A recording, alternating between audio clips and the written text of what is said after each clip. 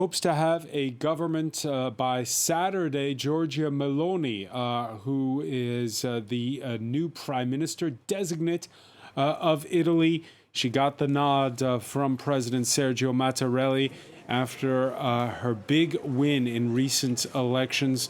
First female, first far-right leader since the Second World War. She's been speaking in the past hour. Monitoring it for us is France 24's Douglas Herbert from our international affairs desk. Things moving fast in Rome. Moving quickly, and perhaps too quickly for some. Here's the thing. Giorgia Meloni, has been extremely determined in seeing off perhaps, one of the most powerful men of the past 30 years on the Italian political landscape, Berlusconi, defying him in many cases in the picking of ministers, the Speaker of the lower house of Parliament, really being able to almost preempt his will, which is very unusual for anyone to be able to do with a man like Berlusconi.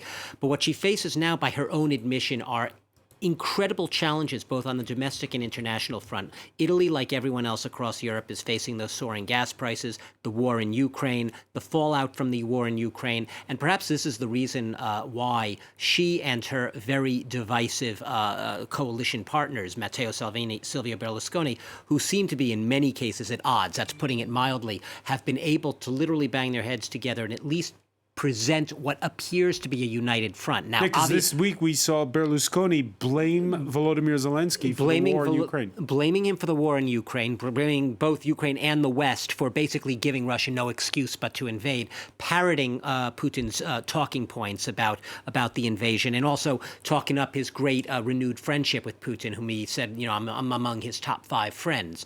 That is not something that is going to reassure leaders across Europe or in Brussels or at NATO headquarters, who are looking to get some reassurance along the lines of what Giorgia Meloni has been trying to tell them, that she is pro-NATO, pro-European, very much wants to march in lockstep when it comes to Ukraine and solidarity of the West with Ukraine. And she even said, before she was asked by the Italian president to form this government, expected to be sworn in tomorrow, she was basically asked, will you, accept anyone within your coalition who doesn't take on board that sort of standing up firmly to Russia's stance? And she said, absolutely not. Anyone who is out of sync with the West and the rest of Europe when it comes to standing up to Russia, all of that, she said, they have no place in my government. And she even said, and if that means that this government can't stand, then it won't, which suggests that she obviously has reached some sort of understanding with both Berlusconi and Salvini, also an open admirer of Vladimir Putin, that they will somehow find a way to govern together. But the animosity is just, it's very visible. It's just beneath the surface there. So like I said, an enormous challenge keeping this coalition together, even as it just takes its first baby steps. And we know the names of the new economy minister, Giancarlo Giorgetti. He's from Matteo Salvini's The League. Absolutely. And a familiar name to those who follow the European Parliament, Antonio Tajani of Silvio Berlusconi's Forza Italia. Yeah, Tajani has also been controversial in many respects. He is a former European Parliament president, that's true.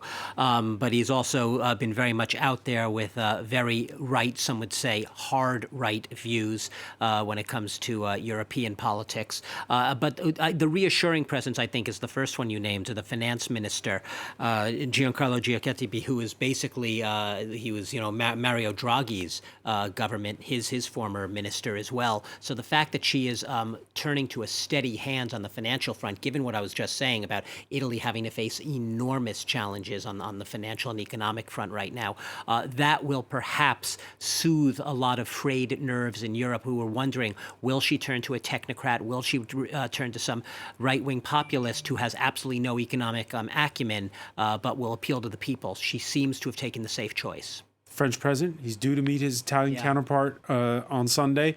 If you're a betting man, is he going to sit down with Giorgia Meloni as well? Well, I don't really have to bet. He's indicated there's absolutely nothing on his agenda right now to meet with any political figure. What he is going to do. He said that, in fairness, before she was named. He did say it before she was named. Could he surprise us and turn around maybe and meet with her? Sure. Officially, this is a visit. He's going to be meeting with the Pope, right? But he is also going to be having lunch with the president, Mattarella, who's the one who just asked her to form a government. So it's interesting. Will he actually change his mind, and will he bow to what has been some questioning and pressure already? Why isn't he meeting with her? Well, remember that comment that she made about, is Macron going to be your friend or foe? And she said the verdict, the jury is out on that. She wouldn't, categorically say, if elected, obviously France and Emmanuel Macron will be my friend. So there's already, even before she has her government fully formed, François, there's already a rift there between the leaders of two of Europe's largest powers. And of course, thank you for that, Douglas Herbert. That friend or foe comment is to be attributed to the outgoing